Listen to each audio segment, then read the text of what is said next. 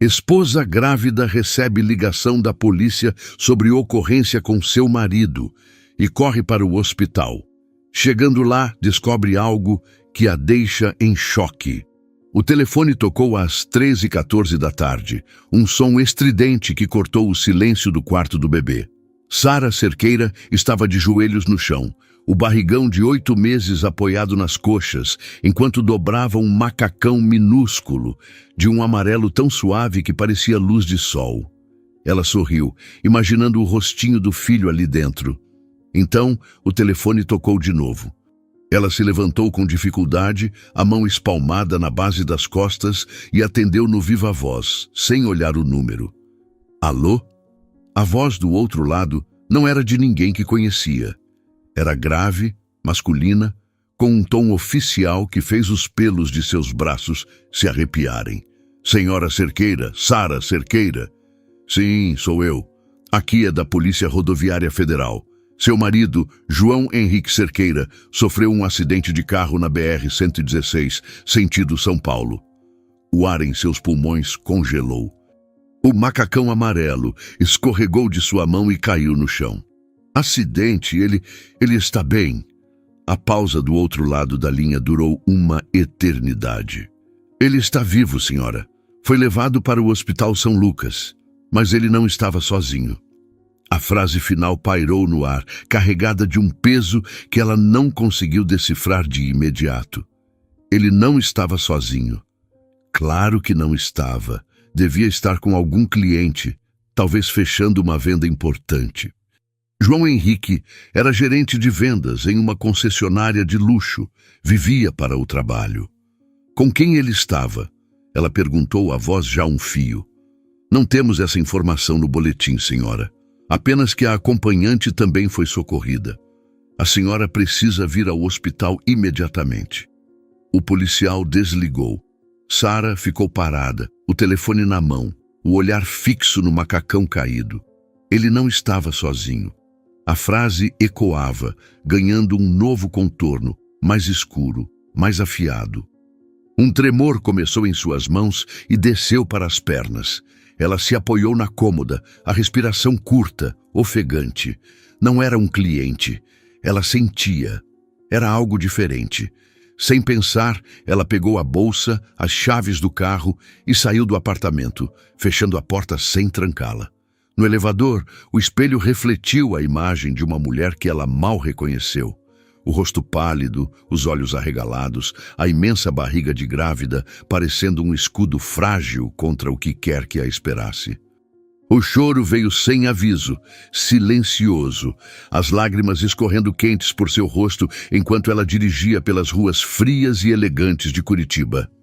Cada semáforo vermelho era uma tortura, cada carro lento em sua frente, um obstáculo insuportável.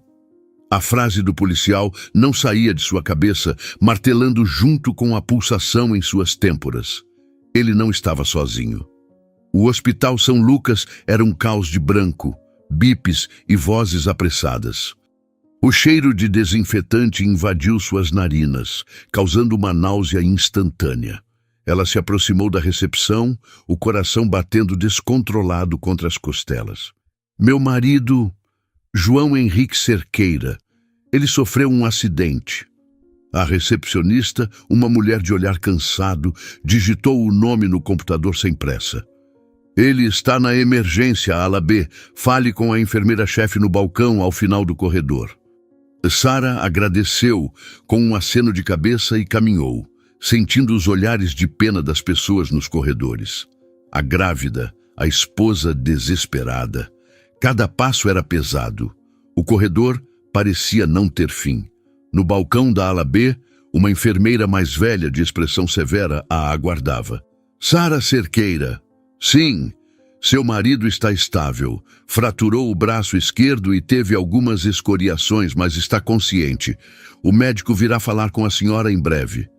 Um alívio percorreu seu corpo, tão intenso que suas pernas fraquejaram. Vivo, consciente, ela se agarrou ao balcão para não cair. E a outra pessoa, a que estava com ele? A enfermeira a encarou por um segundo. um brilho de algo que parecia compaixão em seus olhos. A acompanhante dele está no leito ao lado, ferimentos leves. A palavra acompanhante soou estranha, íntima demais. A enfermeira lhe estendeu uma prancheta com uma ficha de admissão. Preciso que a senhora assine aqui, por favor.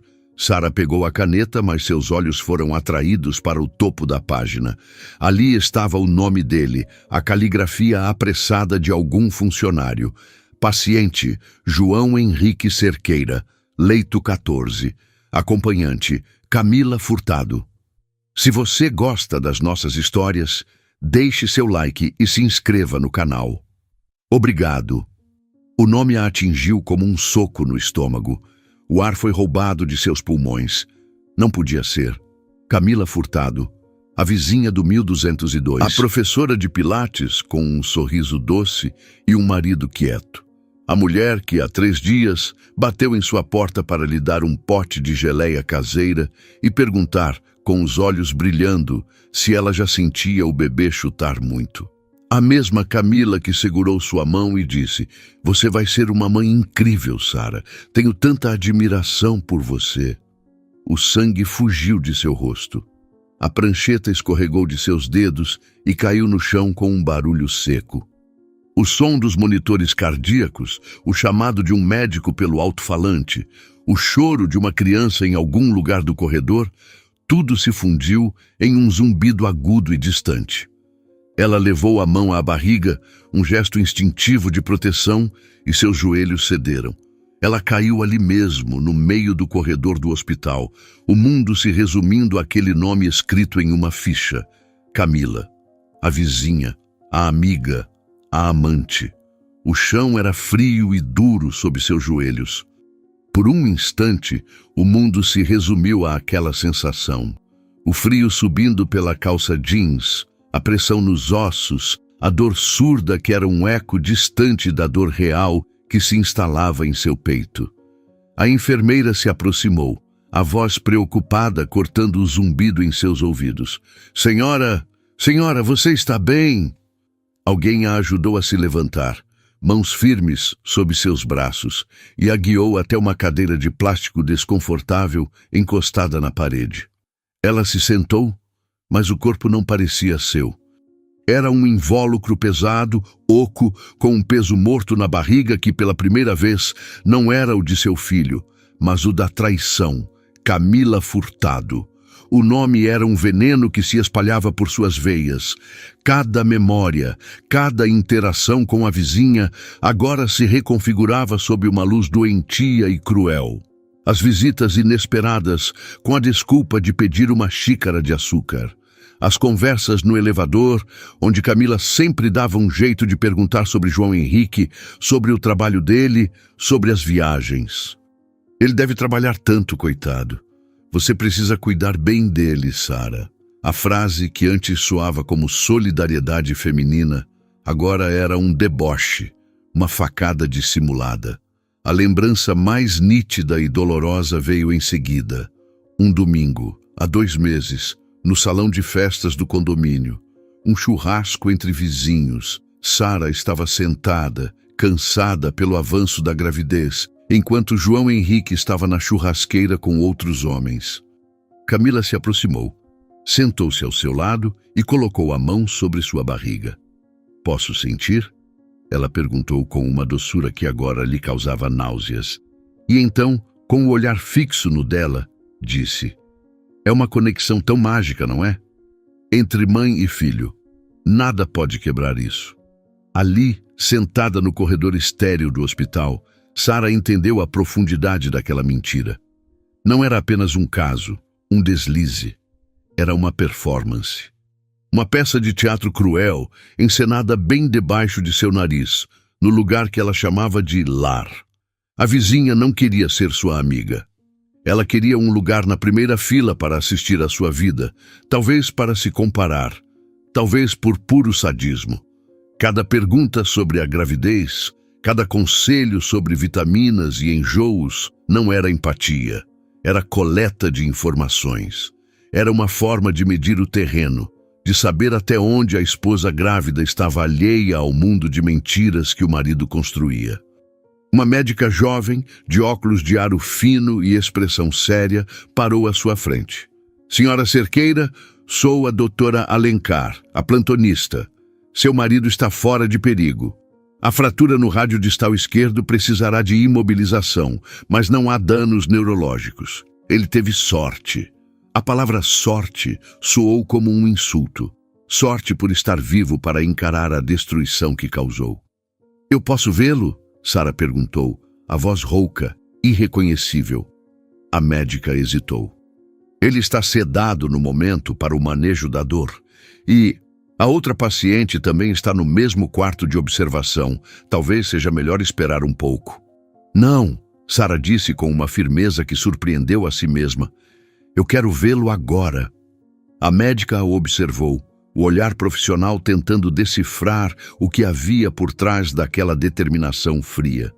Viu a barriga proeminente, o rosto pálido, os olhos que não derramavam mais lágrimas, mas que continham uma tempestade. Assentiu. Tudo bem. Por aqui. O quarto de observação era separado do corredor apenas por uma cortina verde. A médica a puxou para o lado, e o cenário se revelou. 2 macas, lado a lado.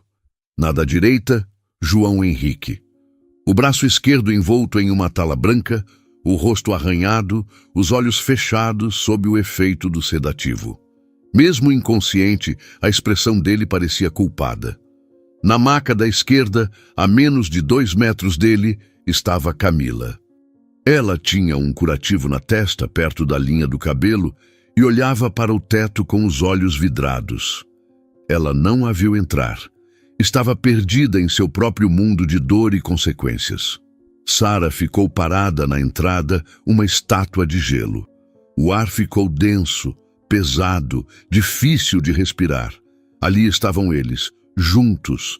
A prova viva, lado a lado, da mentira que definia sua vida. O homem com quem ela dividia a cama, os sonhos, o futuro filho. E a mulher que lhe oferecia geleia caseira e conselhos maternais. A intimidade daquela cena era mais devastadora do que qualquer confissão. Eles não eram apenas amantes. Eles compartilhavam um acidente, uma maca de hospital, um destino. Eram uma unidade. E ela era a estranha, a peça que não se encaixava naquela equação de traição. Foi então que Camila virou a cabeça lentamente e seus olhos encontraram os de Sara. O reconhecimento foi instantâneo, seguido por uma onda de pânico que contraiu suas feições. Os lábios de Camila se entreabriram, mas nenhum som saiu. Era um peixe fora d'água, buscando o ar que a verdade lhe roubara. O medo em seu rosto era feio, desprovido de qualquer dignidade. Não havia arrependimento ali, apenas o terror de ser pega. Naquele olhar, Sara não viu a vizinha sorridente, a professora de pilates, a amiga. Viu uma predadora acuada. Sara não desviou o olhar. Manteve-o fixo, sentindo uma força fria e cortante tomar conta de si. Não havia espaço para choro, para gritos, para o desespero que a consumira minutos antes. Havia apenas uma clareza brutal. Ela deu um passo para dentro do quarto e depois outro. Cada movimento era deliberado, pesado. Parou ao lado da maca de João Henrique, sem olhar para ele. Seus olhos continuavam cravados em Camila. Ele não estava sozinho. Sara disse a voz baixa, mas ressoando no silêncio do quarto.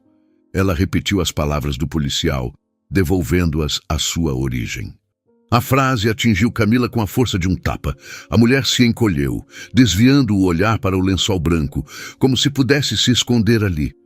Sara, Ela começou. A voz um sussurro quebrado. Não. Sara a cortou, o tom gélido. Não ouse dizer o meu nome. O silêncio que se seguiu foi quebrado apenas pelo bip rítmico do monitor cardíaco de João Henrique. Um som constante, mecânico, que marcava o tempo daquela nova e terrível realidade. Sara se virou e olhou para o marido pela primeira vez. O homem que ela amava, ou que pensava amar. O pai de seu filho. O rosto dele, mesmo em repouso, parecia o de um estranho. As feições que ela conhecia tão bem, que beijara todas as manhãs, agora estavam manchadas pela mentira. Ela estendeu a mão, mas parou a centímetros do rosto dele. Não havia mais o direito de tocar. O que eles tinham, o que construíram, havia se quebrado na BR-116, dentro de um carro de luxo, com a vizinha no banco do passageiro. Ela se afastou da maca, o corpo rígido. A adrenalina que a mantivera de pé começava a se dissipar, dando lugar a uma exaustão profunda que vinha da alma. A barriga pesava, e uma dor aguda na lombar a fez prender a respiração. O bebê se mexeu, um chute forte, como se protestasse contra a angústia que o envolvia. Ela colocou a mão sobre o ventre, um gesto de proteção, e naquele momento de aliança. Eram eles dois agora, só eles. Ela se virou para sair, mas parou na porta. Havia mais uma coisa a ser feita, uma última peça a ser movida naquele tabuleiro de dor. Ela pegou o celular na bolsa, as mãos tremendo levemente. Procurou o contato que usara apenas uma vez, para confirmar a presença no tal churrasco do condomínio. Rogério Furtado, o marido de Camila. O engenheiro civil quieto, de poucas palavras, que sempre parecia estar na sombra da esposa sociável e sorridente. Um homem honesto, trabalhador, que, assim como ela, estava prestes a ter seu mundo virado de cabeça para baixo. Ela sentiu uma pontada de hesitação. Estava prestes a detonar a vida de outro ser humano. Mas a imagem de Camila e João Henrique, lado a lado nas macas, apagou qualquer resquício de dúvida. A verdade, por mais brutal que fosse, precisava ser completa. A mentira deles havia criado duas vítimas, e as vítimas mereciam saber. Ela respirou fundo, saiu do quarto e caminhou de volta pelo corredor, encontrando um canto mais isolado perto de uma janela que dava para um pátio interno. A noite já caía sobre Curitiba, fria e indiferente. Ela discou o número. O telefone chamou 1, 2, 3 vezes. Cada toque era uma batida a mais na contagem regressiva para a detonação. Sara encostou a testa no vidro frio da janela, observando a escuridão engolir o pátio do hospital. Ela se perguntou o que Rogério estaria fazendo naquele exato momento. Talvez assistindo ao jornal, talvez preparando um jantar solitário, esperando a esposa voltar da aula extra de pilates ou do encontro com as amigas. A banalidade da mentira era o que a tornava tão sórdida. Ela não estava apenas destruindo um casamento, estava rasgando o tecido da normalidade de um homem que até aquele instante provavelmente acreditava viver uma vida comum e segura. Finalmente, a chamada foi atendida. A voz do outro lado era exatamente como ela se lembrava, baixa, um pouco cansada, sem inflexões. Alô?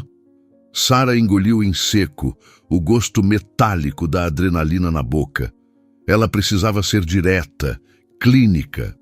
Qualquer traço de emoção em sua voz poderia ser mal interpretado como histeria ou confusão. Rogério, aqui é a Sara, do 1102. Houve uma pausa curta, o tempo de ele processar quem estava ligando àquela hora. A vizinha grávida do andar de baixo. Sara, aconteceu alguma coisa? A preocupação na voz dele era genuína, provavelmente imaginando um problema com a gravidez dela, uma emergência. A ironia era quase insuportável. Precisa vir para o Hospital São Lucas agora, ela disse, as palavras saindo firmes, quase mecânicas. É sobre a Camila. O silêncio que se seguiu foi diferente de qualquer silêncio que Sara já tivesse ouvido. Não era uma pausa para pensar. Era um vácuo denso, pesado, onde todas as possibilidades terríveis floresciam de uma só vez. Ela podia quase ouvi-lo do outro lado da linha, montando o quebra-cabeça. A ligação da vizinha, o nome do hospital, a urgência.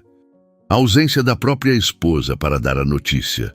Em segundos, o castelo de cartas da confiança dele começou a desmoronar. Ela não precisou dizer mais nada. A omissão era a própria mensagem. Quando ele finalmente falou, a voz estava irreconhecível. O tom baixo e cansado havia desaparecido, substituído por algo seco, duro, como pedra. "Tô indo." A ligação foi encerrada, sem perguntas, sem pedidos de detalhes. A ausência de questionamentos era a confirmação mais assustadora de todas. Talvez, no fundo, ele já soubesse. Talvez a semente da dúvida já estivesse plantada, esperando apenas a chuva torrencial da verdade para germinar. Homens como Rogério, quietos e observadores, muitas vezes veem mais do que deixam transparecer. Ele não perguntou o que aconteceu, porque a pergunta que realmente importava era com quem? E a resposta, ele talvez já suspeitasse, não viria de um acidente de trabalho ou de um assalto. Viria de algo muito mais íntimo e podre. Sarah guardou o celular e voltou para a cadeira de plástico, o corpo agora pesando 1 tonelada. A ligação drenara a última gota de sua força. Ela se sentia cúmplice e vítima, a mensageira do apocalipse e uma de suas sobreviventes. O tempo começou a se arrastar. Cada minuto era uma pequena eternidade. Ela observava o movimento no corredor. Enfermeiros correndo, familiares chorando, médicos com expressões impenetráveis. Um microcosmo de dor e alívio, e ela estava ali, no epicentro de seu próprio drama particular, esperando o próximo ato começar. Ela pensou em seu filho. A mão voltou instintivamente para a barriga, um porto seguro em meio ao naufrágio. Ele chutou de novo, mais suave desta vez, como se sentisse a exaustão dela. Naquele momento, uma decisão se formou em sua mente, clara e inabalável. Aquela criança não cresceria em uma casa construída sobre os escombros de uma mentira. Não teria um pai cuja integridade era uma farsa e uma mãe que se diminuiu para caber em um casamento quebrado. Aquele chute não era apenas um movimento fetal. Era um lembrete de que havia uma vida que dependia de sua força, de sua coragem. A dor da traição era imensa, mas o amor por aquele ser que ainda nem conhecia era maior. E seria esse amor que a guiaria para fora dali. 25 minutos depois, ela o viu. Rogério Furtado surgiu no final do corredor, caminhando com uma urgência contida. Ele não parecia desesperado, mas havia uma rigidez em seus ombros e uma intensidade em seu passo que denunciavam a tempestade interior. Seus olhos varreram o ambiente e a encontraram. Ele se aproximou, o rosto uma máscara impenetrável. De perto, ela pôde ver. Os olhos dele, geralmente calmos, estavam escuros e havia uma pequena veia pulsando em sua têmpora. Ele não precisava de explicações. O olhar dele já dizia que algo fundamental dentro dele havia se partido. "Onde ela está?" ele perguntou, a voz um sussurro áspero. Sarah apenas se levantou e acenou com a cabeça em direção à cortina verde. Não havia necessidade de palavras. Eles eram agora aliados improváveis, unidos pela mesma traição, caminhando juntos para o epicentro do desastre. Ela sentiu uma estranha e sombria camaradagem com aquele homem que mal conhecia. Ambos foram enganados pelas duas pessoas que deveriam proteger seus corações. Ela o seguiu, parando um passo atrás dele enquanto ele puxava a cortina. O cenário era o mesmo. João Henrique, ainda sedado, um monumento à sua própria fraqueza. E Camila, que agora estava sentada na maca, com as pernas para o lado, como se estivesse prestes a se levantar. Ela olhou para a entrada, esperando ver Sarah novamente. Mas seu rosto se desfez quando viu Rogério parado ali. A expressão dele era uma sentença. O ar no quarto ficou rarefeito. O bip do monitor cardíaco de João Henrique parecia zombar da cena, um metrônomo indiferente para o fim de 2 casamentos. Camila levou a mão à boca, um soluço seco escapando de seus lábios. O pânico em seus olhos era total. Ela olhou de Rogério para Sara, parada logo atrás dele, e a compreensão da aliança entre os dois traídos a atingiu em cheio. Não havia para onde fugir. Rogério deu um passo à frente, o corpo tenso como uma corda de aço. Ele olhou para a esposa, depois para o homem adormecido na maca ao lado, e a conexão entre os dois fatos se solidificou diante de seus olhos. A incredulidade em seu rosto era dolorosa de se ver. "Camila, o que é isso?" ele perguntou, a voz quebrando pela primeira vez. Não era uma pergunta sobre o acidente, era sobre tudo, sobre eles dois ali, juntos, em um quarto de hospital, sobre as noites em que ela chegava tarde, os telefonemas misteriosos, a distância sutil que se instalara entre eles. Camila começou a chorar, um choro desesperado, feio, de quem foi pego e não tem mais desculpas. "Foi um erro, Rogério. Um erro." Ela balbuciou entre soluços, as palavras clichês soando ocas e patéticas. "Não é o que você está pensando." Mas era exatamente o que ele estava pensando. A negação dela era um insulto à sua inteligência. Rogério não respondeu. Ele apenas continuou a encará-la, o silêncio dele mais acusador do que qualquer grito. Seus olhos então se moveram, pousando em Sara. Havia uma pergunta silenciosa em seu olhar, uma busca por confirmação. Sara apenas sustentou o olhar, um aceno quase imperceptível de cabeça. "Sim, é isso mesmo. Nós dois."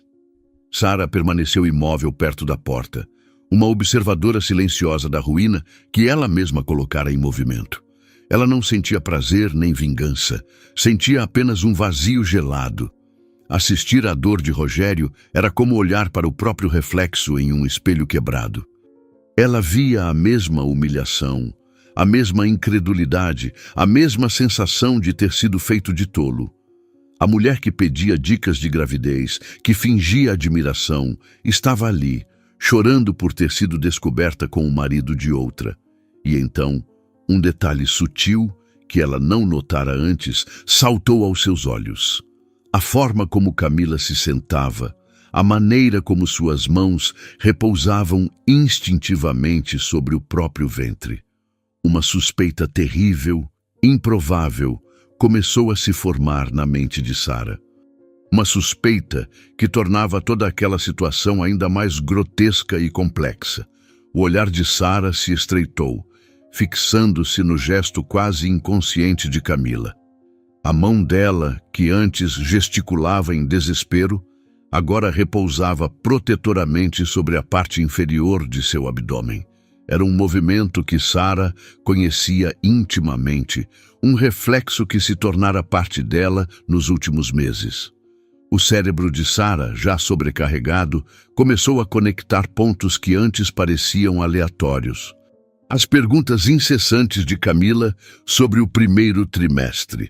A curiosidade sobre os tipos de vitaminas pré-natais. A conversa sobre nomes de bebês que Camila iniciara no elevador, disfarçando-a como uma curiosidade casual sobre as escolhas de Sara. Na época, parecera apenas uma mulher fascinada pela gravidez alheia. Agora, sob a luz fluorescente e cruel do hospital, ganhava um novo e monstruoso significado. A mulher que pedia dicas de gravidez estava grávida. A constatação não veio como um raio, mas como uma infiltração de água gelada, lenta e paralisante. O ar pareceu ainda mais rarefeito. O choro de Camila, as palavras quebradas de Rogério, o bip constante do monitor cardíaco, tudo se tornou um ruído de fundo para o zumbido ensurdecedor daquela nova verdade em sua mente. Ela olhou para a barriga de Camila, escondida sob a bata folgada do hospital. Não havia um volume óbvio como o seu, mas havia uma certa plenitude, uma postura que ela reconhecia. Era o início. O segredo que Camila guardava não era apenas um caso, era uma consequência. Rogério, imerso em sua própria dor, não percebeu o foco do olhar de Sara. Ele deu mais um passo em direção à esposa, a raiva começando a superar o choque. Um erro, ele repetiu, a voz baixa e perigosa. Um erro é pegar a rua errada, Camila. Um erro é esquecer de pagar uma conta. Estar em um carro, em outra cidade, com o marido da vizinha, isso não é um erro, isso é uma escolha. Uma escolha que você fez todos os dias. Cada palavra era um golpe. Camila se encolheu, o rosto manchado de lágrimas. Não foi assim. Eu ia te contar. Ela mentiu, a voz fraca, buscando qualquer tábua de salvação em meio ao naufrágio. Contar o quê? Rogério a pressionou, a voz subindo de volume. Que você estava me traindo? Ou você ia esperar ele se separar da esposa grávida para me dar a notícia? A menção da gravidez de Sara pairou no ar. Rogério olhou para Sara por um segundo, e pela primeira vez, a dimensão completa da crueldade da situação pareceu atingi-lo. Não era apenas uma traição entre dois casais, era uma traição contra uma mulher em seu momento mais vulnerável. A expressão dele se endureceu ainda mais, o desprezo substituindo a raiva. Foi nesse momento que João Henrique começou a se mexer na maca ao lado. O sedativo estava perdendo o efeito.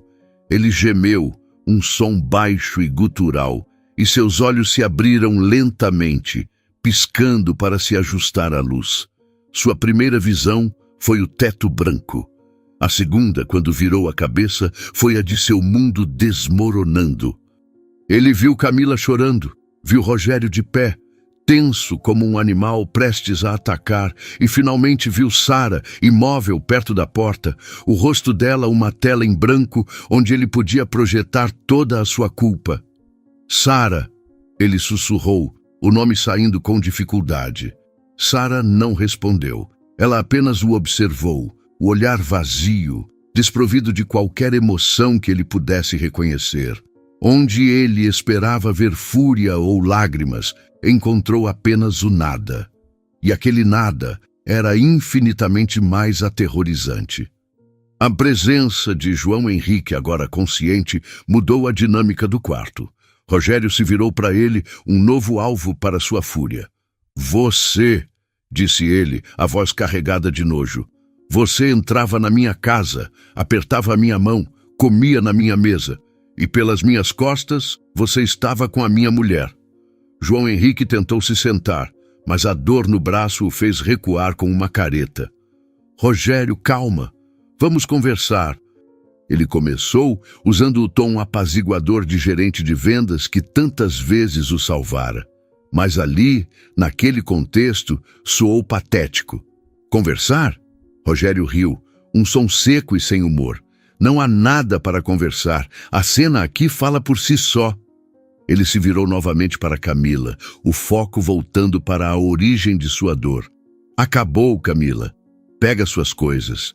Eu não quero mais te ver na minha frente. Foi então que o desespero de Camila atingiu o ápice. A ameaça de perder tudo, o marido, a casa, a estabilidade, a fez jogar sua última e mais terrível carta. Você não pode fazer isso, ela gritou, a voz estridente. Rogério, eu estou grávida. O silêncio que caiu sobre o quarto foi absoluto. Tão profundo que o bip do monitor pareceu gritar. Rogério congelou.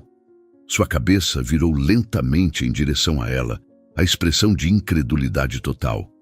João Henrique, na outra maca, arregalou os olhos, o choque estampado em seu rosto. Ele também não sabia. Aquela era uma parte do segredo que Camila guardara só para si. Sara fechou os olhos por um instante. Então era verdade. A suspeita se confirmara da forma mais brutal possível. Ela sentiu o chão sumir sob seus pés, mas seu corpo não se moveu. A adrenalina voltou com força total, uma onda de energia fria que a manteve de pé, observando o ato final daquela tragédia. Rogério olhou para a barriga de Camila, depois de volta para o rosto dela. A mente dele trabalhava furiosamente, tentando processar a informação, tentando encaixá-la na linha do tempo da traição. Grávida? Ele repetiu, a palavra estranha em sua boca. Um lampejo de algo que poderia ter sido alegria em outras circunstâncias brilhou em seus olhos, mas foi imediatamente extinto pela dúvida venenosa.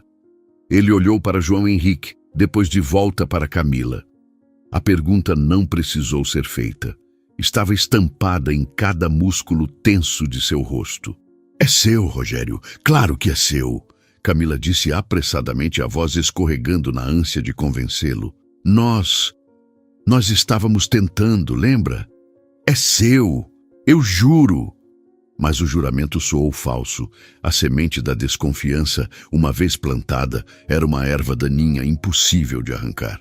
O fato de ela ter escondido a gravidez até aquele momento de desespero era a prova de que algo estava errado. Ela não compartilhou a notícia com alegria, mas a usou como um escudo, uma arma de chantagem emocional. João Henrique, por sua vez, estava pálido. Ele olhava para Camila, depois para a barriga dela, depois para Sara. A expressão dele era uma mistura de choque, confusão e um medo abjeto. A aventura inconsequente dele acabara de ganhar uma complicação que ele jamais imaginara. Um filho, talvez um filho dele, crescendo no ventre da esposa de outro homem, enquanto sua própria esposa carregava seu herdeiro legítimo. A simetria era doentia. Sara observou a cena, sentindo-se estranhamente distante, como se assistisse a um filme. Ela via as peças se movendo, as alianças se quebrando, as mentiras se sobrepondo a outras mentiras. Viu a armadilha que Camila construíra para si mesma. Ao tentar segurar o marido com a notícia da gravidez, ela apenas acendera o pavio de uma bomba muito maior. A paternidade. Rogério não disse mais nada. Ele olhou uma última vez para a mulher que chorava na maca, depois para o homem que era a causa de sua ruína. Havia uma derrota em seus olhos, a aceitação amarga de que nada mais poderia ser salvo. Ele se virou, o corpo movendo-se com a rigidez de um homem muito mais velho, e caminhou em direção à porta. Ele passou por Sara sem olhá-la, mas por um segundo seus ombros se curvaram e ela sentiu o peso da dor compartilhada entre eles. Então ele se foi, deixando para trás o silêncio e os destroços de duas vidas. No quarto restaram os três. O triângulo amoroso, agora exposto em toda a sua sordidez. Camila soluçava baixinho. João Henrique olhava para o vazio, o braço quebrado sendo a menor de suas dores. E Sara finalmente se moveu. Ela caminhou lentamente até a maca de João Henrique. Ele ergueu os olhos para ela, a súplica evidente em seu rosto. Sara, me perdoa, por favor, eu posso explicar. Ela o olhou, não com ódio, mas com uma espécie de curiosidade clínica, como um cientista observando um espécime. Explicar o que, João Henrique? Ela perguntou, a voz calma, nivelada. Que você me traiu. Ou que você me traiu com a vizinha que fingia ser minha amiga. Ou talvez você queira explicar como teve a coragem de fazer isso enquanto eu carrego um filho seu? E agora tem isso. Seu olhar se moveu para Camila, que se encolheu sob o peso daquela atenção. Você destruiu a nossa família, Sara continuou. A voz ainda baixa, mas cada palavra cortando o ar. Você destruiu tudo o que construímos. E por quê? Por alguém que está grávida e nem ela mesma parece ter certeza de quem é o pai. Ela não esperou por uma resposta. Não havia resposta que pudesse consertar aquilo. Ela se virou e caminhou para fora do quarto, deixando os dois amantes para trás, sozinhos com as ruínas de suas escolhas. No corredor, ela não parou. Continuou andando, passando pela recepção, pelas portas automáticas de vidro, até o ar frio da noite de Curitiba atingir seu rosto. Ela respirou fundo, o ar gelado queimando seus pulmões, mas limpando sua mente. Não havia mais lágrimas. Havia apenas uma resolução fria e dura como o aço. Aquela era a última vez que ela se permitiria ser uma vítima naquela história. A partir daquele momento, ela seria a arquiteta de seu próprio futuro e da justiça. As portas de vidro do hospital se fecharam atrás de Sara, abafando o caos de bips e vozes e deixando-a no silêncio frio da noite de Curitiba. Ela não voltou para o carro imediatamente. Em vez disso, caminhou até um banco de concreto vazio, sob a luz amarelada de um poste, e se sentou. O frio da pedra atravessou o tecido de sua calça, mas ela mal sentiu. Seu corpo estava dormente. Uma casca protetora ao redor do turbilhão de pensamentos e da dor aguda que se recusava a se transformar em lágrimas. Ela não choraria. Não ali. Chorar era uma liberação. E ela sentia que, se começasse, não conseguiria mais parar. Precisava de sua força intacta. Ela ficou ali por um tempo que não soube medir, observando os carros que passavam na avenida, cada um contendo um universo de histórias que ela desconhecia. Pessoas voltando para casa, para suas famílias, para suas vidas normais. A palavra normal agora parecia pertencer a uma língua estrangeira. A vida dela havia sido bifurcada em um antes e um depois, e a fronteira era um quarto de hospital com 2 macas e uma mentira exposta. A frase que dissera a João Henrique ecoava em sua mente: "Você destruiu a nossa família." Mas enquanto o dizia, percebeu uma verdade mais profunda. Uma família construída sobre uma base tão frágil, tão suscetível à primeira tempestade, talvez já estivesse quebrada muito antes do colapso final. A traição não foi o terremoto. Foi apenas o tremor que revelou as rachaduras que ela, em sua felicidade confiante, se recusara a ver. As lembranças dos últimos meses começaram a se alinhar de uma nova maneira, como peças de um quebra-cabeça reorganizadas para formar uma imagem grotesca. As viagens de negócios de João Henrique nos fins de semana, que ele justificava como essenciais para bater as metas. As vezes em que ele chegava tarde, cheirando a um perfume que não era o dela, e dizia que era de uma cliente que fizera um test drive. A distância sutil, o celular que agora vivia virado para baixo sobre a mesa de cabeceira, a irritabilidade quando ela perguntava sobre seu dia. Cada um desses pequenos sinais que ela havia descartado como estresse do trabalho ou paranoia de uma grávida sensível, agora se revelavam como bandeiras vermelhas que ela havia ignorado. Ela não fora apenas enganada, ela permitira, em sua confiança cega, que o engano florescesse. A porta do hospital se abriu novamente e uma enfermeira que ela reconhecera do corredor se aproximou com cautela. "Senhora Cerqueira, a senhora está bem? Não deveria ficar aqui no frio." Sara ergueu o olhar. "Eu já estou indo, só precisava de 1 minuto." A enfermeira hesitou, a compaixão profissional lutando contra o desejo de não se intrometer. "Seu marido, ele está pedindo para vê-la. Ele está bastante agitado." Sara sentiu uma onda de repulsa. Agitado, ele estava agitado, como se o conforto dele fosse de alguma forma uma prioridade. "Diga a ele que eu fui para casa," ela respondeu, a voz firme. E a outra paciente, a enfermeira continuou baixando a voz. O marido dela voltou. "Eles estão conversando com a assistente social agora." A notícia a atingiu com uma curiosidade mórbida. Rogério havia voltado. O homem que saíra dali quebrado, sem olhar para trás, havia retornado para o epicentro da dor. Talvez pela responsabilidade, talvez pela necessidade de um fechamento formal, ou talvez por causa daquela palavra terrível que Camila jogara no ar: grávida. Uma criança, mesmo uma cuja origem era duvidosa, criava um vínculo que não podia ser rompido com um simples dar de costas. Impelida por um impulso que não compreendia totalmente, Sara se levantou. Ela não iria para casa. Não ainda. Havia um último capítulo a ser testemunhado naquela noite. Ela voltou para dentro do hospital, mas não para a ala de emergência. Seguiu a direção que a enfermeira indicara com o olhar, para uma pequena sala de espera perto do escritório do serviço social.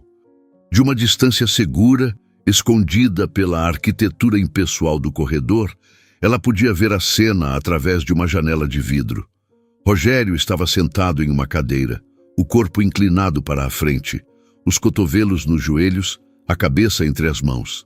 Camila estava em outra cadeira, de frente para ele, e entre eles, uma mulher de aparência cansada, a assistente social, tentava mediar o impossível. A voz de Camila era um murmúrio suplicante, audível mesmo através do vidro. Ela gesticulava, chorava, apontava para a própria barriga. E foi ali, naquela sala estéril, sob a luz fria, que as últimas camadas da verdade foram arrancadas. Mais tarde, um médico amigo da família, que Sara contatara em um momento de desespero lúcido, lhe contaria os detalhes do que foi dito naquela sala. A confissão de Camila, extraída sob a pressão da perda iminente, foi uma mistura patética de meias-verdades e manipulação. Ela admitiu que o caso com João Henrique não era novo. Tiveram um breve envolvimento anos antes, logo que se mudaram para o prédio, algo que ambos concordaram em terminar. Mas a chama, segundo ela, reacendeu há poucos meses. E o detalhe mais cruel, a facada final na confiança de Rogério, foi a linha do tempo. Ela confessou que a reaproximação com João Henrique aconteceu depois que ela descobriu que estava grávida. O filho, ela jurava e perjurava, era de Rogério. A concepção ocorrera durante um período em que eles estavam tentando ativamente uma última tentativa de salvar um casamento que já se desfazia em silêncio. Mas, ao se ver grávida, em vez de se reaproximar do marido, ela se sentiu em pânico, sufocada, e buscou em João Henrique uma válvula de escape, uma dose de adrenalina e atenção que sentia faltar em casa. Ela não o amava, disse a Rogério. Foi uma fraqueza, um erro estúpido, uma busca por se sentir desejada em um momento de insegurança. Ela continuou a vê-lo, mesmo carregando o filho de outro homem, porque era mais fácil viver a emoção da mentira do que encarar a realidade de seu casamento moribundo. 2 casamentos, 2 lares. 2 mentiras entrelaçadas pela inconsequência de 2 pessoas que pensavam apenas em si mesmas. João Henrique, buscando a emoção fora de um casamento com uma esposa grávida. Camila, usando o amante como um curativo para as feridas de sua própria relação, enquanto carregava um filho que merecia mais. Eles não eram amantes trágicos, eram apenas egoístas, pessoas que, para satisfazer um desejo momentâneo, não hesitaram em colocar em risco a estrutura de 4 vidas e de 2 crianças ainda por nascer. Sara, observando de longe, sentiu o último resquício de sentimento por João Henrique se transformar em cinzas. Não era mais dor, nem raiva, era um profundo e amargo desprezo.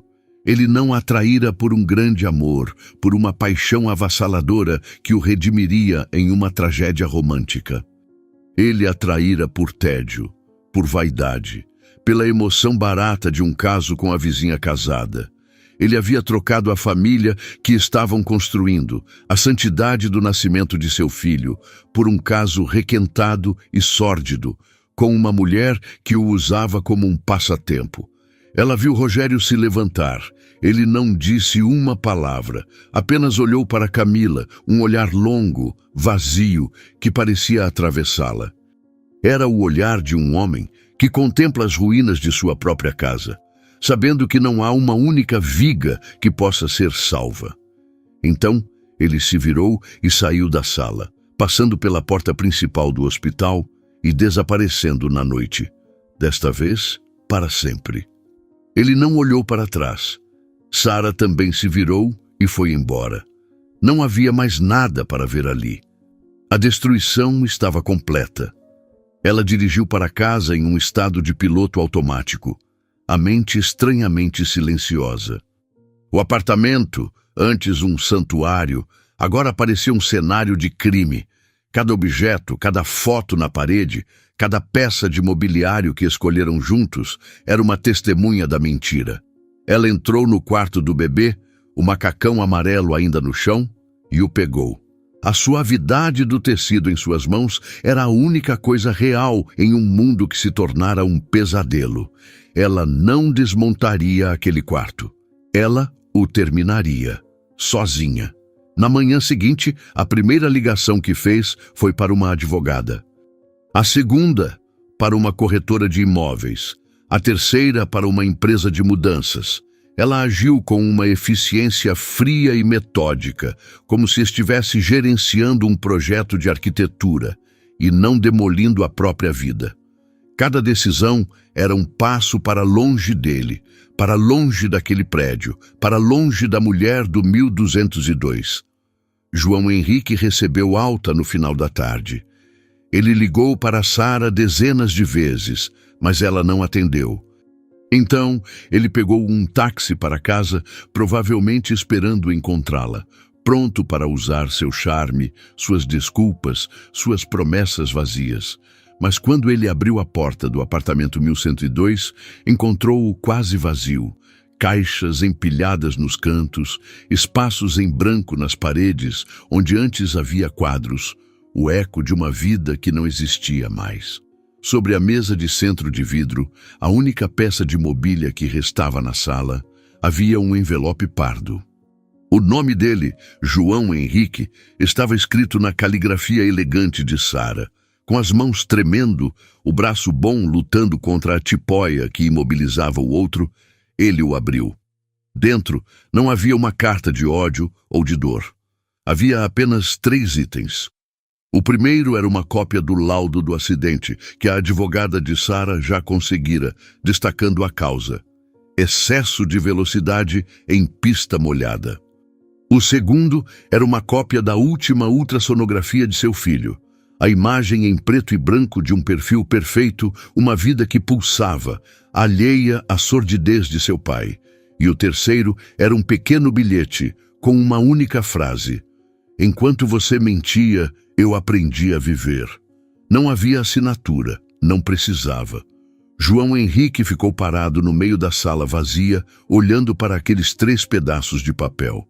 A prova de sua imprudência, a imagem de sua perda e a declaração da independência dela. Ele não teve coragem de tocar na ultrassonografia. Apenas afundou no chão em meio ao vazio e o peso de tudo o que havia perdido finalmente o esmagou. O divórcio foi um processo rápido e brutalmente eficiente. Sara instruiu sua advogada a não negociar, apenas executar. Ela não queria nada além do que era seu por direito e sua liberdade. Enquanto os papéis corriam, ela se instalou em um apartamento alugado no Cabral, um bairro com ruas arborizadas e um ar de recomeço. O espaço era menor, mais simples, mas cada centímetro quadrado era seu. Não havia memórias de João Henrique impregnadas nas paredes, nem o risco de cruzar com Camila no elevador. Era um território neutro, uma tela em branco. Com uma calma que a surpreendia, ela começou a montar o quarto do bebê. Pintou as paredes de um cinza suave. Montou o berço com as próprias mãos, seguindo o manual de instruções com uma concentração quase meditativa. Cada parafuso apertado, cada peça encaixada, era um ato de construção, uma afirmação de sua capacidade de criar e sustentar uma vida sozinha. Ela não sentia a ausência de João Henrique.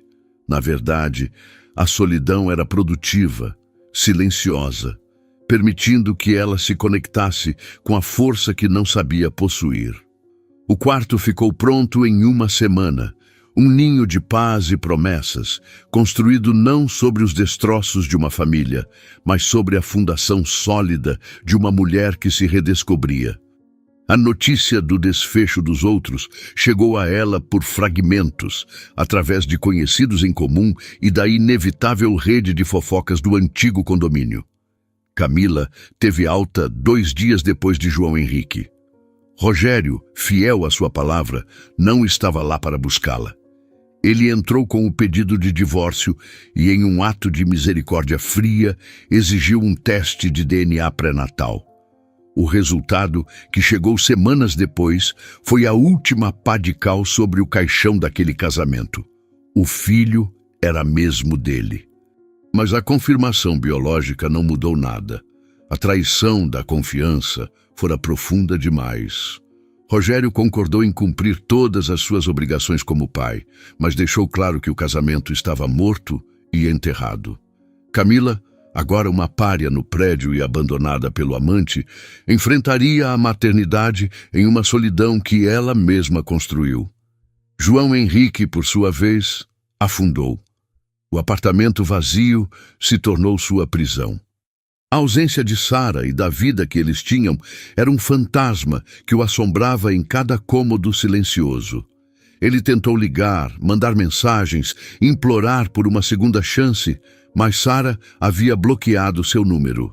A única comunicação que recebia era através dos advogados. Ele perdeu o foco no trabalho, o brilho do vendedor estrela se apagou e o gerente de vendas de carros de luxo tornou-se uma sombra de si mesmo, vendendo agora apenas a imagem de um homem que perdeu tudo. 3 semanas depois do acidente, em uma manhã ensolarada de sábado, a campainha do novo apartamento de Sara tocou. Seu coração deu um salto, um resquício do antigo medo de que fosse João Henrique. Mas quando ela olhou pelo olho mágico, viu uma figura inesperada. Era Rogério Furtado. Ela hesitou por um momento, depois abriu a porta. Ele parecia mais magro, mais velho, mas havia uma nova e dura resolução em seu olhar. Ele não sorriu. "Desculpe aparecer assim", disse ele, a voz baixa. "Eu só precisava te entregar isso." Ele estendeu um envelope. Não era um envelope de carta, mas um daqueles maiores, de documentos.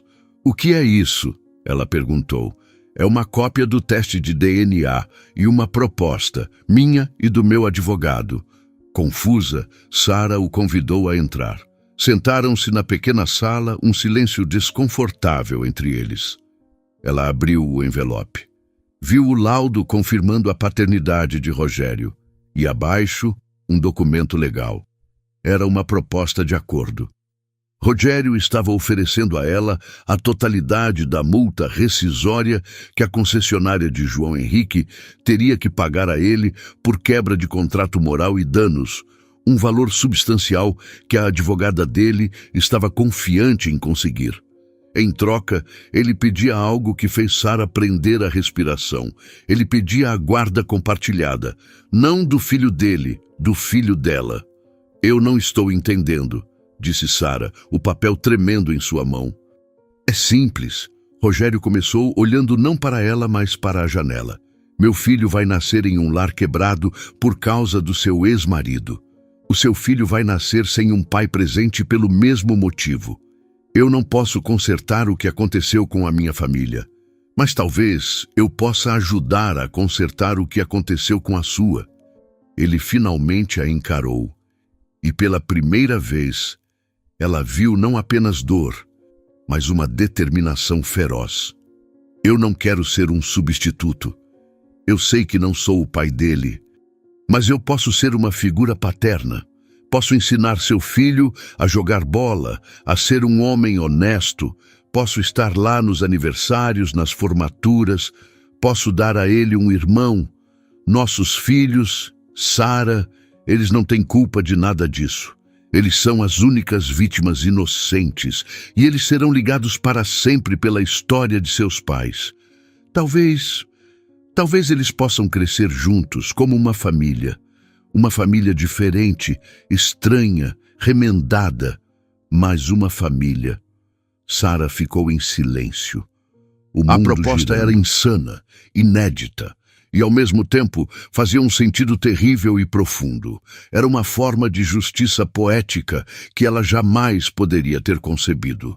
Pegar a destruição causada por 2 pessoas e, a partir dela, construir algo novo e funcional para as 2 crianças que eram o legado inocente daquela traição. "Eu não sei o que dizer", ela sussurrou. "Não diga nada agora", ele respondeu levantando-se. "Pense, converse com sua advogada. A proposta é séria. Eu não estou fazendo isso por pena de você. Estou fazendo isso por eles. Ele foi embora, deixando Sarah sozinha com o documento e a possibilidade de um futuro que ela nunca imaginou. Uma semana depois, seu filho nasceu. Um menino saudável, de olhos curiosos e pulmões fortes. No dia em que ela recebeu alta, encontrou 2 buquês de flores em seu apartamento. Um, anônimo, com um cartão simples que dizia: "Parabéns pelo nosso filho. Me perdoe." Ela o jogou no lixo sem ler o resto. O outro era um arranjo simples de flores do campo, com um cartão escrito à mão: "Bem-vindo ao mundo, garoto. Seu irmão mal pode esperar para te conhecer. Com respeito, Rogério." Naquele momento, segurando seu filho nos braços, Sarah soube a resposta. Ela não estava renascendo sozinha. Estava renascendo ao lado de um aliado improvável, na construção de algo que ninguém poderia prever. A vingança dela não seria ver João Henrique sofrer. A vingança dela seria viver. Seria construir uma família feliz, não apesar da traição, mas a partir de suas cinzas. A verdadeira vitória não é destruir quem te feriu, é construir uma felicidade tão sólida, tão inesperada e tão completa, que a existência da pessoa que te quebrou se torna finalmente irrelevante. E aí, o que você achou? Em uma escala de 0 a 10, qual nota você daria para ela? Deixe seus comentários dizendo de qual cidade você está assistindo e inscreva-se para acompanhar nossas próximas histórias. Muito obrigado pela